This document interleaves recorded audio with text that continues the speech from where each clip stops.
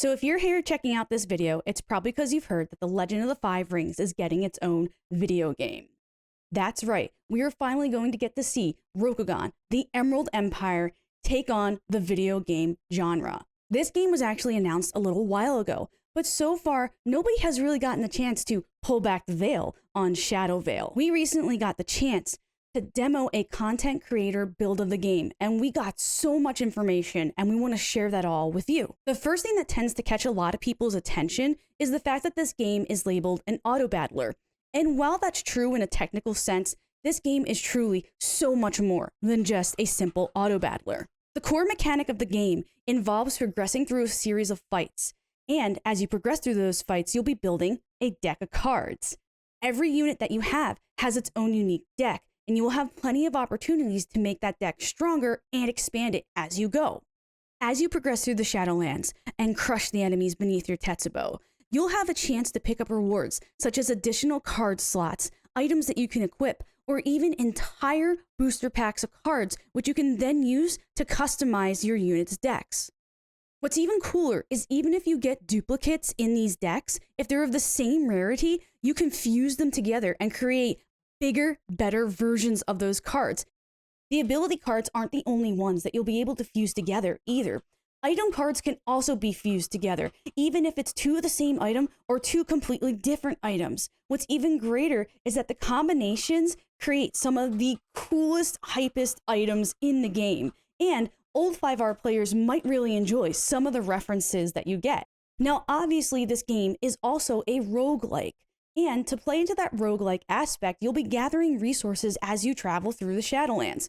Eventually, you're going to meet with a terrible fate, but that's okay because when you get back to the Watchtower, you'll be able to level yourself up and get stronger. So the next time you go out into the Shadowlands, you can get further and get there faster. There's a lot of ways in this game that you can level up and get stronger.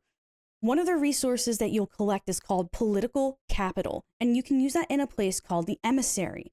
The cool thing about the Emissary is that there are entire trees dedicated to the different families in the Crab Clan. As you spend your political capital, you'll be able to unlock a variety of schools. Things like the Hida Berserker, a Tactician, Haruma Scout, Kuni Witch Hunter, Kaiju Engineer, and even a Toritaka Exorcist.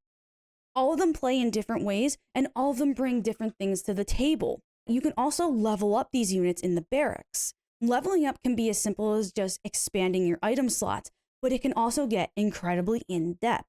If you have generic samurai, you can actually class them up into one of the unlocked schools.